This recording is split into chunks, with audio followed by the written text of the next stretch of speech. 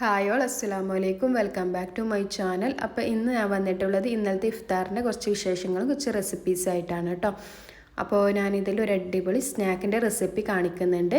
പിന്നെ ഒരു സിമ്പിളായിട്ടുള്ളൊരു ഡ്രിങ്കും പിന്നെ ഇളനീരിൻ്റെ സൂഫ്ലയും കൂടി കാണിക്കുന്നുണ്ട്. ടെൻഡർ കോക്കനട്ട് സൂഫ്ലേ അതിൻ്റെ റെസിപ്പി കൂടി ഉൾപ്പെടുത്തിയിട്ടുണ്ട്. നല്ല ടേസ്റ്റി ആയിട്ടുള്ള റെസിപ്പീസാണ് കേട്ടോ എല്ലാം. അപ്പോൾ ആദ്യം തന്നെ ടെൻഡർ കോക്കനട്ടിൻ്റെ ഇതാണ് കേട്ടോ തയ്യാറാക്കുന്നത്. രാവിലെ തന്നെ തയ്യാറാക്കി വെക്കുകയാണ്. വൈകുന്നേരം ആകുമ്പോഴേക്കും നല്ലപോലെ തണുക്കണമല്ലോ, അതിന് വേണ്ടി രാവിലെ തന്നെ തയ്യാറാക്കി വെക്കാം. അപ്പോൾ ഒരു പാൻ അടുപ്പിൽ വെച്ചിട്ടുണ്ട്. അതിലേക്ക് 2 കപ്പ് ഇളനീരിൻ്റെ വെള്ളം ചേർത്ത് കൊടുക്കാം. 2 കപ്പാണ് കേട്ടോ. ഇത് ഒരുപാട് ക്വാണ്ടിറ്റി ഉണ്ടാവും. നിങ്ങൾ കുറച്ച് മതി എന്നുണ്ടെങ്കിൽ 1 കപ്പിൻ്റെ അളവിലെടുത്താൽ മതി. പിന്നെ ഇതിലേക്ക് ഒരു 5 ടേബിൾ സ്പൂൺ പഞ്ചസാര കൂടി ചേർത്ത് കൊടുക്കാം. അത്യാവശ്യം മധുരം ഉണ്ടാവണം. അപ്പോൾ തണുക്കുമ്പോൾ മധുരം ഉണ്ടാവത്തുള്ളൂ കേട്ടോ കണക്കായിട്ട്. അപ്പോൾ പഞ്ചസാര ഇട്ടിട്ട് നല്ലപോലെ ഒന്ന് ഇളക്കി കൊടുക്കുക. അലിയുമ്പോഴത്തേക്കും നമുക്കൊന്ന് കസ്കസ് ഒന്ന് സോക്ക് ചെയ്ത് വെക്കണം. അത് ഞാനിവിടെ 1 ടീസ്പൂണ് കസ്കസാണ് കേട്ടോ സോക്ക് ചെയ്ത് വെക്കുന്നത്. അതിലാവശ്യം അത്ര മതി, അത്ര തന്നെ വേണ്ട, അതിലും കുറച്ചേ വേണ്ടൂ. അപ്പോൾ ഇത് കുറച്ച് വെള്ളം എടുത്തിട്ടുണ്ട്. അതിലേക്ക് 1 ടീസ്പൂൺ കസ്കസ് ഇട്ടിട്ട് ഒന്ന് സോക്ക് ചെയ്യാൻ വേണ്ടി വെക്കാം. പെട്ടെന്ന് തന്നെ സോക്കായി കിട്ടും കേട്ടോ. അപ്പോഴേക്കും നമ്മൾ പഞ്ചസാര ഇത് ഇവിടെ അലിഞ്ഞ് വരുന്നുണ്ട്. ഇനി ഇതിലേക്ക് ചൈന ഗ്രാസ് ചേർത്ത് കൊടുക്കണം. ചൈന ഗ്രാസ് സോക്ക് ചെയ്ത് വെച്ച ചൈന ഗ്രാസാണ് കേട്ടോ ചേർത്ത് കൊടുക്കുന്നത്. ഒരു 5 ഗ്രാം ചൈന ഗ്രാസാണ് കേട്ടോ എടുത്തിട്ടുള്ളത്. അത് ഒരു 1/2 കപ്പ് ടെൻഡർ കോക്കനട്ട് വാട്ടറിൽ തന്നെ സോക്ക് ചെയ്ത് വെച്ചതാണ് കേട്ടോ. സാധാരണ വെള്ളത്തിലായാലും കുഴപ്പമൊന്നുമില്ല. സോക്ക് ചെയ്ത് വെച്ചാൽ പെട്ടെന്ന് തന്നെ മെൽട്ടായി കിട്ടും. അപ്പോൾ ഇത് നല്ലപോലെ മെൽട്ടായിട്ടുണ്ട്. ഇനി ഇത് നമുക്കൊരു പുഡിംഗ് ട്രേയിലേക്ക് ഒഴിച്ചു കൊടുക്കണം. അത് ഞാനിവിടെ ഒരു വലിയ പുഡിംഗ് ട്രേ ആണ് കേട്ടോ എടുത്തിട്ടുള്ളത്. അതാകുമ്പോൾ വളരെ തിന്നായിട്ട് നമുക്ക് കിട്ടും. ചെറുതാകുമ്പോൾ അതിൻ്റെ ഹൈറ്റ് കൂടുമ്പോൾ തിക്കാവും. അപ്പോൾ കഴിക്കുമ്പോൾ ഒരു ടേസ്റ്റ് ഉണ്ടാവില്ല. അപ്പോൾ വളരെ തിന്നായിട്ട് എടുക്കുന്നതായിരിക്കും നല്ലത്. ഇനി ഇതിലേക്ക് സോക്ക് ചെയ്ത് വെച്ച കുറച്ച് കസ്കസ് ഉണ്ടല്ലോ അത് ചേർത്ത് കൊടുക്കാം.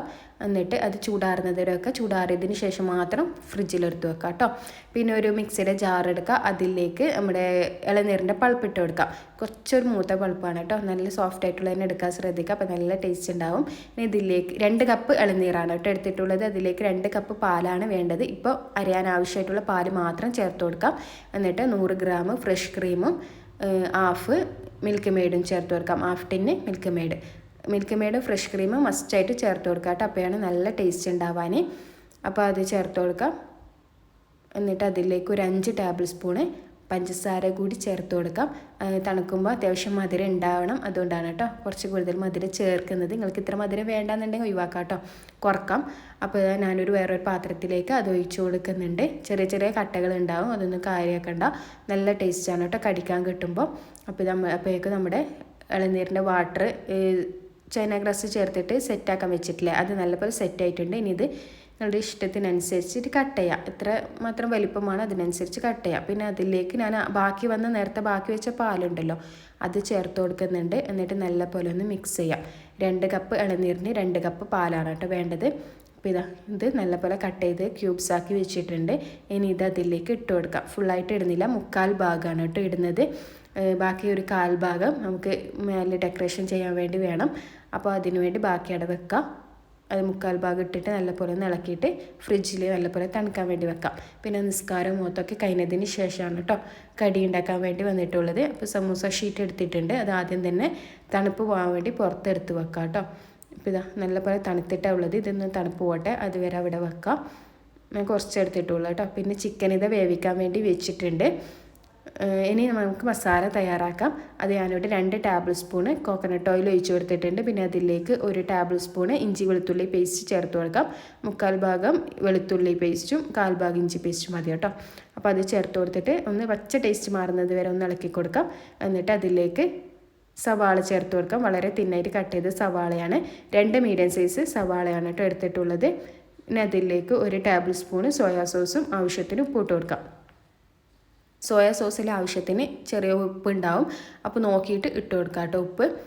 അത് നല്ലപോലെ മിക്സ് ആക്കിയതിന് ശേഷം 4 പച്ചമുളക് ചെറുതായിട്ട് കട്ട് ചെയ്തത് ചേർത്ത് കൊടുക്കാം.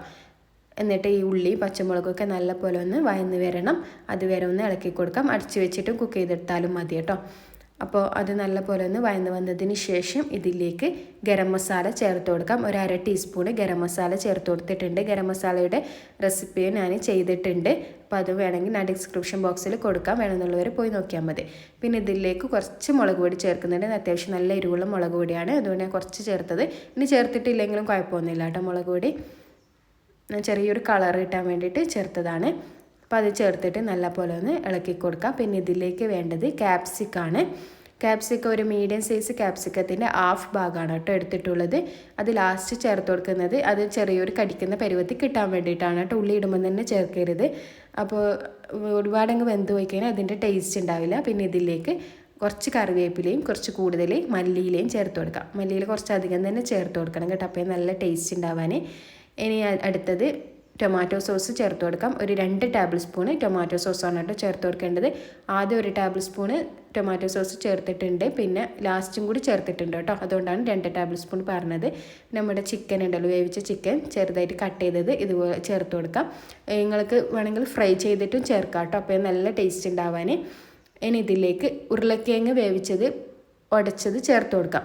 ഒരു വലിയ ഉരുളക്കിഴങ്ങാണ് കേട്ടോ, അത് ചേർത്ത് കൊടുക്കാം. ഉരുളക്കിഴങ്ങ് കട്ടകളൊന്നും ഇല്ലാതെ നല്ലപോലെ ഉടച്ചിട്ട് മിക്സ് ചെയ്തെടുക്കണം കേട്ടോ. പിന്നെ ക്യാരറ്റ് ഉംസിയും കൂടി തയ്യാറാക്കിയിട്ടുണ്ട്. അതൊക്കെ എല്ലാവർക്കും അറിയുന്ന റെസിപ്പിയാണല്ലോ, അതുകൊണ്ട് പ്രത്യേകിച്ചിട്ട് കാണിക്കുന്നൊന്നുമില്ല.